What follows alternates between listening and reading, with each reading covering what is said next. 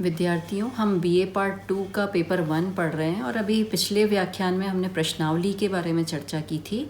आज हम लोग अनुसूची के बारे में चर्चा करेंगे। अनुसूची यानी शेड्यूल, इसकी बात करेंगे हम। तो अनुसूची क्या होती है, उसकी अर्थ परिभाषा, उसकी विशेषताएं, उसके उद्देश्य, उसकी सीमाएं, गुण दोष, इन सब की आज चर्चा करेंगे। और फिर बाद में अगले व्याख्यान में हम इसके प्रकार देखते हुए और प्रश्नावली और अनुसूची में अंतर देखेंगे। तो आज हम अनुसूची के बारे में चर्चा करते हैं। अनुसूची क्या होती है, शेड्यूल क्या होती है। सामाजिक अनुसंधान तथा सर्वेक्षण में सर्वाधिक महत्वपूर्ण बात विषय से संबंधित वैध एवं विश्वसनीय तथ्यों का संकलन है।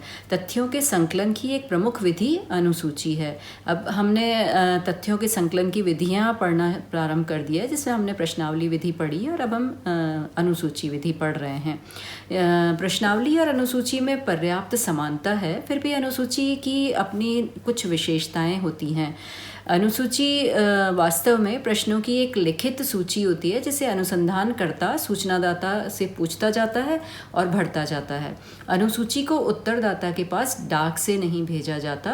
प्रश्नावली को हम डाक से भेज रहे थे उत्तरदाता के पास, लेकिन अनुसूची को हम उत्तरदाता के पास डाक से नहीं भेजते। प्रश्नावली में आने वाले दोषों को दूर करने के लिए भी अनुसूची विधि का प्रयोग किया जाता है। अनुसूची प्राथमिक तथ्यों का संकलन करने की एक ऐसी विधि है जिसमें अवलोकन, साक्षात्कार तथा प्रश्नावली तीनों की ही विशेषताओं और गुणों का समन्वय पाया जाता है। तो वर्तमान में सामाजिक सर्वेक्षणों एवं अनुसंधानों में अनुसूची का प्रयोग बढ़ता चला जा रहा है।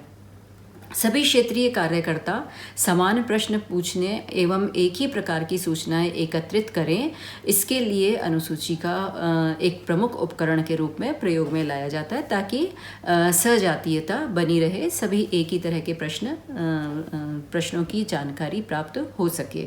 अब हम अनुसूची का अर्थ एवं परिभाषा की बात करेंगे। Meaning and definition of schedule की बात करेंगे। अनुसूची एक फॉर्म के रूप में है, जिसमें अध्ययन विषय से संबंधित प्रश्न एवं सारणियां होती हैं, जिसे क्षेत्रीय कार्यकर्ता सूचनादाता से पूछकर या व्यक्तिगत रूप से अवलोकन करके भरता है। अगर हम परिभाषा देखें तो गुडे एंड हट ने अपनी पुस्तक मेथड्स ऑफ सोशल रिसर्च में कहा कि अनुसूची उन प्रश्नों के एक समूह का नाम है जो साक्षात्कारकर्ता द्वारा किसी दूसरे व्यक्ति से आमने सामने की स्थिति में पूछे और भरे जाते हैं। यानी अनुसूची उन विभिन्न मदों की एक विस्तृत, वर्गीकृत, नियोजित तथा क्रमबद्ध सूची होती है, जिसके विषय में सूचनाएं एकत्रित करने की आवश्यकता पड़ती है।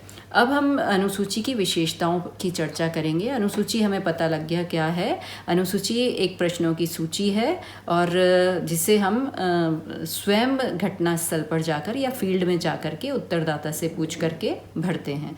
अनुसूची की विशेषताएं अगर हम देखें, कैरेक्टरिस्टिक्स ऑफ शेड्यूल देखें, तो अनुसूची अध्ययन समस्या से अधिक संबंधित शीर्षक, उपशीर्षक एवं प्रश्नों से संबंधित एक व्यवस्थित तथा वर्गीकृत सूची होती है।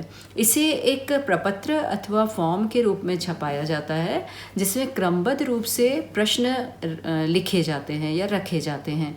इसे भरने के लिए अध्ययनकर्ता उत्तरदाता से प्रत्यक्ष, व्यक्तिगत एवं आमने सामने का संपर्क करता है। इसे अध्ययनकर्ता स्वयं भरता है, उत्तरदाता को भरने के लिए नहीं देता। इसमें साक्षात्कार, अवलोकन एवं प्रश्नावली तीनों विधियों की विशेषताओं का समन्वय पाया जाता है। अनुसूची का प्रयोग शिक्षित और अशिक्षित दोनों ही प्रकार के उत्तरदाताओं के लिए किया जाता है। प्रश्नावली में हम देख रहे थे कि सिर्फ शिक्षित उत्तरदाताओं के लिए इसका प्रयोग हो रहा था, लेकिन अनुसूची का प्रयोग शिक्षित और अशिक्षित दोनों प्रकार के उत्तरदाताओं के लिए किया जाता है। अनुसूची में प्रश्नों को एक निश्चित क्रम में रखा जाता है और उसी क्रम में पूछा भी जाता है, ताकि कोई भी क्रम छूट न जाए। तो उस क्रम में परिवर्तन करने की छूट भी नहीं होती। इसमें घटनाओं का अवलोकन भी होता है और साथ साथ इसका प्रयोग छोटे क्षेत्र में अध्ययन करने के लिए विशेष रूप से किया जाता है, लेकिन अगर हमें इसे व्यापक क्षेत्र में प्रयोग करना है तो फिर हमें इसे संगठित रूप से प्रयुक्त करना होगा। अब हम देखेंगे अनुसूची के उद्देश्य। इसके क्या उद्देश्य हैं, हम क्यों अनुसूची का प्रयोग कर रहे हैं, ऑब्जेक्टिव्स ऑफ अ शेड्यूल। तो अनुसूची का प्रमुख उद्देश्य प्रामाणिक, विश्वसनीय तथा यथार्थ सूचनाएं संकलित करना होता है। इसका उद्देश्य गुणात्मक तथ्यों को संख्यात्मक तथ्यों में प्रकट कर उन्हें अनुमापन योग्य बनाना होता है।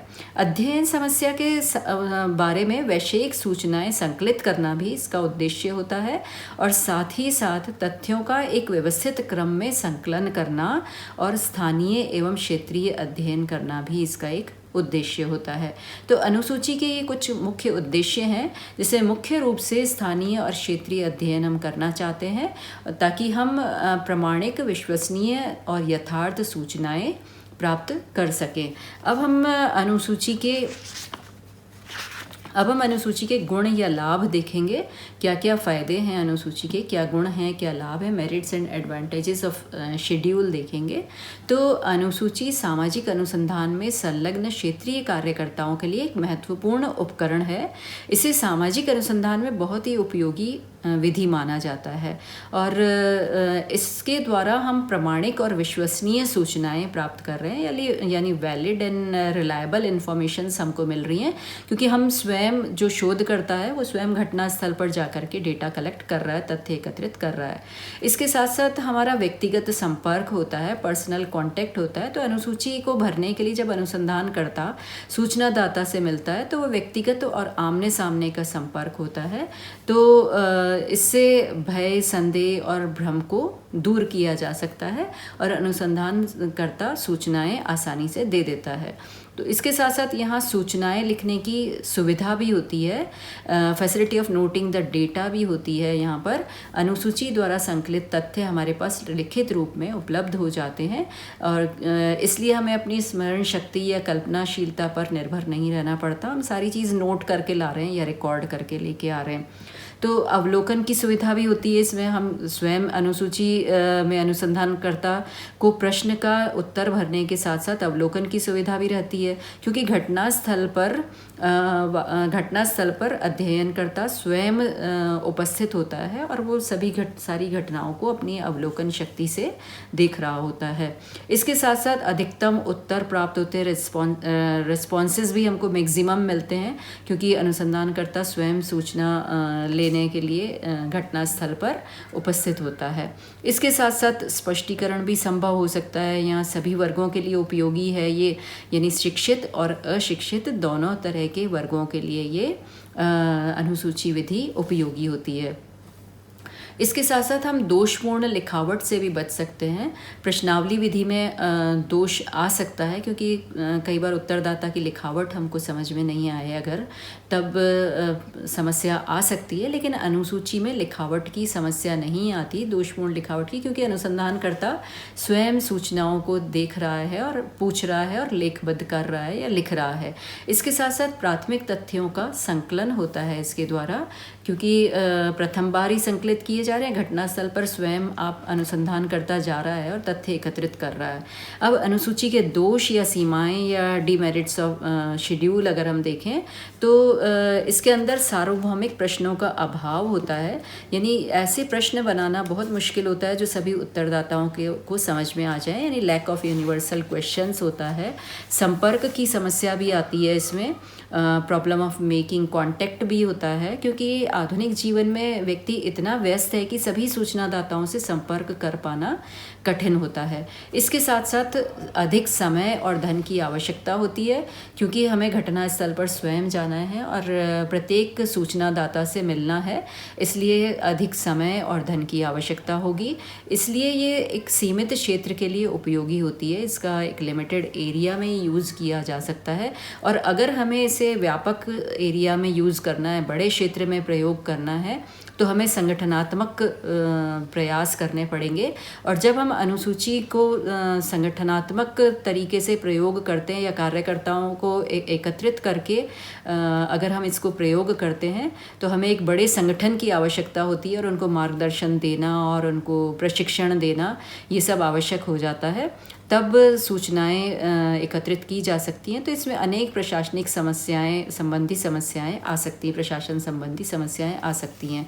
और इसके साथ साथ कई बार अनुसंधानकर्ता की लापरवाही भी इसके अंदर हो जाती है और वो कई चीज़ों को अवॉइड कर जाता है या छोड़ देता है, या उसकी रुचि नहीं होती तो वो सोचता है मैं बाद में इसको भर लूँगा, और वो पूरी तरह से तथ्य प्राप्त करने में कर नहीं पाता है। तो अब अगले व्याख्यान के अंदर हम अनुसूची के प्रकार देखेंगे और इसके साथ साथ प्रश्नावली और अनुसूची में अंतर की भी हम बात करेंगे। धन्यवाद।